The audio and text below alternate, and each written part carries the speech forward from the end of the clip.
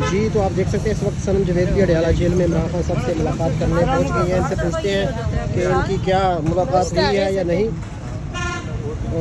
ابھی دیکھتے ہیں. آج فرسٹ ٹائم میرا خیال صنم جاوید جو ہے اڈیالہ جیل آئی ہے. نہیں بھائی میں دوسری دفعہ آئی ہوں, دوسری دفعہ بھی ملاقات نہیں ہوئی. اچھا اوکے چلے جی کیوں کریں. السلام علیکم. میں یہ دوسری دفعہ آئی ہوں خان صاحب سے ملاقات کرنے کے لیے. ایک ویسے تو کورٹ میں کہہ دیتے ہیں کہ اوپن ٹرائل ہے, کوئی بھی آ سکتا ہے. اس کے باوجود ہم کورٹ سے دوبارہ اجازت لے کے آتے ہیں, پھر بھی نہیں ملنے دیا جاتا. اور آپ کہہ دیتے ہیں کورٹ میں جا کے کہ جی ہم نے اس کو کہہ دیا تنہائی میں نہیں رکھا ہوا. لاسٹ ٹائم جج صاحب کو کہا کہ ہم صبح 9 بجے سے ویٹ کر رہے ہیں, آپ نے ملنے نہیں دیا. انہوں نے کہا مجھے جیل انتظامیہ نے کہہ دیا کہ باہر تو کوئی آیا ہی نہیں ہوا.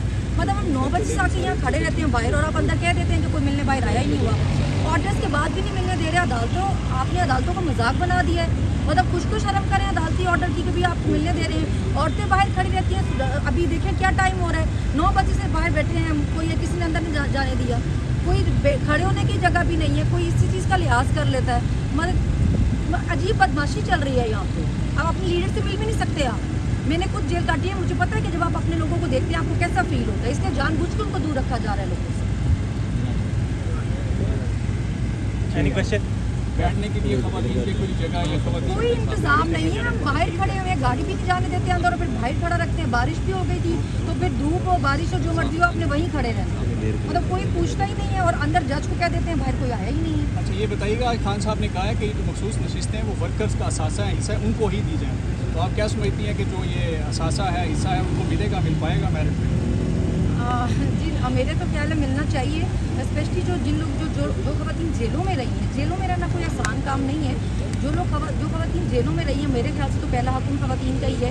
لسٹ ویسے میں نے دیکھی نہیں ہے ابھی, لیکن مجھے امید ہے کہ ورکرز کو ہی ملے گا. آپ جیل میں رہی ہیں, جیل میں کیا سہولیات ہیں جو خواتین کو نہیں دی جا رہی اور جو دینی چاہیے؟ ہمیں انہوں نے چکیوں میں رکھا ہوا تھا. مطلب کیا سہولیات انہوں نے دینی تھی. عام خواتین کو بھی ہفتے میں 3 دفعہ PCO کی پرمیشن تھی, وہ اپنے گھر بات کر سکتی تھی, مگر ہمیں نہیں. وہ کہتے تھے آپ کے لیے اسپیشل انسٹرکشنز ہیں کہ آپ لوگ نہیں بات کر سکتے. مطلب ہمارے لیے علیحدہ ہی رول بنائے ہوئے تھے. مطلب وہ جتنا تنگ کر سکتے تھے انہوں نے جیلوں میں اتنا تنگ کیا. صنم جاوید صاحبہ جب بھی ملاقات ہوتی ہے خان صاحب سے یا ادھر آنا ہوتا ہے تو لسٹ میں نام دیا جاتا ہے PTI قیادت کی طرف سے. آپ کا نام تھا اس میں یا آپ نے پہلے کسی سے رابطہ کیا تھا؟ جیسے میں لاسٹ ٹائم بھی آئی تھی تو میں نے پرمیشن لی ہوئی تھی, تو خان صاحب کو اندر بتایا گیا تھا کہ آئے ہیں تو نہیں ملنے دیا. تو خان نے کہا تھا کہ میری ملاقات کروائیں, تو اس لیے میں آج دوبارہ آئی تھی پرمیشن لے کے, مگر آج بھی نہیں کروں. اس کے بارے میں بتا دوں کہ وہ جو پرمیشن ہوتی ہے یا لسٹ جو ہوتی ہے وہ ملاقات کے دنوں کی ہوتی ہے. یہ کورٹ پروسیڈنگ ہے. کورٹ پروسیڈنگ میں کورٹ کی مرضی سے جا سکتے ہیں. اور ایک پہلی بات یہ ہے کہ یہ اوپن کورٹ ہے, اوپن ٹرائل ہے, اور اس میں اجازت کی ضرورت نہیں. لیکن ہم پھر بھی اسی کورٹ سے جو ٹرائل یہاں پہ کری اسی کورٹ کی پرمیشن سے یہاں پہ آتے ہیں. صنم صاحب آج بھی ہم نے آرڈر لیا تھا, لاسٹ ڈیٹ پہ بھی آرڈر لیا تھا, لیکن اس کے باوجود ملاقات نہیں کرنے دی جا رہی. اس کے علاوہ ہماری جو PTI کی وومن ونگ کی جو پریزیڈنٹ ہے کول شوزب ہے, وہ ہیں تکر کافی خواتین آئی ہوئی ہیں, MNAs ہیں, سینیٹرز ہیں, جو ریزرو سیٹس پہ آئی ہیں, کسی کو نہیں اندر جانے دیا جاتا تھا. یہ لاقانونیت ہے, اس کے خلاف ہم بات کر رہے ہیں. یہ کس کے آرڈر ہیں جس کی وجہ سے آپ کو نہیں جانا دیا؟ مطلب اگر آپ کورٹ کا آرڈر نہیں مان رہے تو اس کے بعد مجھے تو نہیں پتا کس کے آرڈر. کون نہیں مان سکتے؟ جو جیل انتظامیہ نہیں مان رہی ان کو پوچھنا چاہیے نا, یہ کس اس پہ نہیں مان, کس کیپیسٹی میں نہیں ان کے مانتے. خلاف تو انہیں عدالت مطلب وہ بہت مزے سے اندر کہہ دیتے ہیں باہر کوئی آیا ہی نہیں ہوا. جج صاحب نے بھی یہ جواب لے دیا کہ جی مجھے انہوں نے کہا کوئی آیا ہی نہیں تھا. اس پہ کچھ بھی نہیں پوچھنے والا. اہم ہے عمران خان صاحب نے اس کو آج واضح کیا. میں موجود تھا, انتظار بنجوتا موجود تھے, بیرسٹر سیف موجود تھے. عمران خان صاحب نے کہا ہمارے آج بھی وہ مطالبات ہیں, اسیران کی رہائی.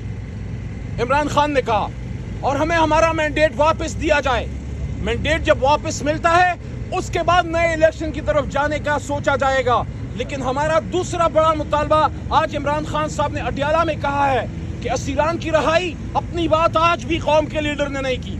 عمران خان نے اپنے منہ سے لفظ عمران خان نہیں نکالا. اس نے آج بھی اپنے ورکر کی بات کی ہے, اس نے آج بھی اپنے خواتین اسیران کی بات کی ہے, اور اس نے یہ کہا ہے کہ ہمیں ہمارا مینڈیٹ واپس دیا جائے. اس لیے مصدق ملک صاحب جو حکومتی وزیر ہیں ان کا, اور یا جو خرم دستگیر صاحب ان کی طرف سے بھی مذاکرات کی بات ہوئی, میں ان سے پوچھنا چاہتا ہوں اگر حکومت مذاکرات میں سنجیدہ ہے تو پھر ملک کی سب سے بڑی جماعت پہ پابندی لگانا اور آرٹیکل 6 کی باتیں یہ کس طرح آپ کو پھر جچتی ہیں؟ یا پھر آپ مذاکرات کریں یا پھر تحریک انصاف پہ حملہ آور ہوں. لیکن ہم اگر پازیٹیو مذاکرات ہوتے ہیں ریزلٹ اورینٹڈ میننگ فل جس میں اسیران کی رہائی ہوتی ہے اور مینڈیٹ کی واپسی, اس سے ملک کے مسائل کا حل نکلے گا. اداروں سے لڑنا ہمارا مطمع نظر نہیں ہے, ہم اسٹیبلشمنٹ یا اداروں کے کوئی دشمن نہیں ہیں, لیکن عمران خان صاحب نے یہ بات واضح طور پہ کی ہے کہ اداروں کو کہا تھا کہ آپ نیوٹرل ہو جائیے. مطلب یہ ہے سیاسی مقابلے میں آپ نہ آئیے, آپ کا ایک مقام ہے, سیاستدانوں کے لیے چھوڑ دیجئے. بہت شکریہ. اچھا علی محمد خان صاحب سے بات کلیئر کر دیں. آج پانی پی ٹی آئی نے یہ کہا ہے کہ وہ 9 مئی کی جو انہوں نے احتجاج کی بات کی تھی وہ اپنے موقف پر قائم ہے, جبکہ آپ کہہ رہی ہیں کہ ایسا نہیں ہے. ایک تو یہ بتا دیں, دوسرا انہوں نے جماعت اسلامی میں دھرنے کی شرکت کرنے کا آج اعلان کر دیا ہے. انہوں نے کہا میرے تمام کارکنان اور میری لیڈرشپ جو ہے وہ جماعت اسلامی کے دھرنے میں جو ہے شرکت کرے گی. تو یہ بتائیے گا اس حوالے سے آپ کی حکمت عملی آپ کیا ہوگی, جبکہ اپنے جلسے کے حوالے سے بھی بتائیے گا. سوابی پہ آپ جلسہ کرنے جا رہے ہیں, اسلام آباد میں آپ کو اجازت نہیں ملی. خان صاحب پھر یہ کہہ رہی ہے کہ ہمیں اگر اجازت نہ ملی تو زبردستی ہم جلسہ کریں گے. دوسرا سوال یہ لینے کہ آج انہوں نے کہا کہ ہم فوج کے ساتھ مذاکرات کرنے کے حامی ہیں اور فوج اگر اپنا نمائندہ مقرر کرے تو ہم مذاکرات کرنے کے لیے تیار ہیں. پھر آپ الزامات بھی لگا رہے ہیں, مذاکرات بھی کرنا چاہ رہے ہیں, تو یہ کیسے صورتحال بہتر ہوگی؟ 3 بڑے بنیادی بھائی آپ نے سوالات پوچھے ہیں, 4 بلکہ آپ کا شکر گزار ہوں.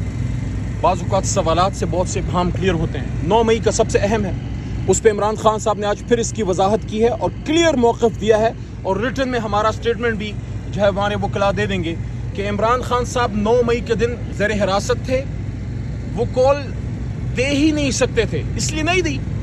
اور 9 مئی کے حوالے سے کسی بھی جگہ عمران خان صاحب نے کسی کو یہ نہیں کہا کہ آپ فلاں جگہ جائیں یا یہاں جائیں یا وہاں جائیں. ہاں 18 مارچ کو جب ان کو گرفتار کرنے کی کوشش کی گئی تھی اور گھر پہ اس سے پہلے ہلہ بولا گیا, تب انہوں نے کہا تھا کہ آپ پیسفل احتجاج کیجئے.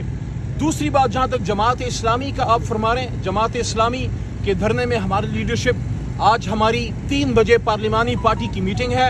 خان صاحب کی احکامات وہاں پہنچا دیے جائیں گے, اس کے بعد وہ فیصلہ کریں گے کہ ہماری لیڈرشپ میں سے کون لوگ جماعت اسلامی کے حافظ صاحب کے ساتھ, حافظ نعیم صاحب کی بات کر رہے ہیں, اور اس کے ساتھ ساتھ سابق ان کے امیر سراج لالا, وہ سارے ادھر ہوں گے. وضاحت اچھی ہوتی ہے نا, پتہ نہیں کیا کا کیا بنا لے, تو وہاں جا کے وہ اس میں انشاءاللہ شرکت کریں گے.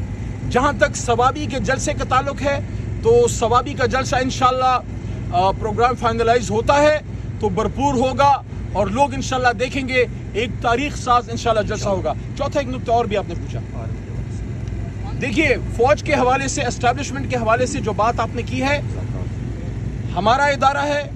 عمران خان صاحب نے ہمیشہ یہ بات کی کہ فوج مضبوط ہوگی تو پاکستان مضبوط ہوگا. ہاں, پاکستان کے سیاسی امور میں اسٹیبلشمنٹ کے رول کے وہ ہمیشہ خلاف رہے ہیں. باقی ان سے اگر گفتگو ہوتی ہے, کوئی انگیجمنٹ ہوتی ہے جس سے غلط فہمیاں دور ہوتی ہیں, تو یہ اچھی بات ہے. بہت شکریہ.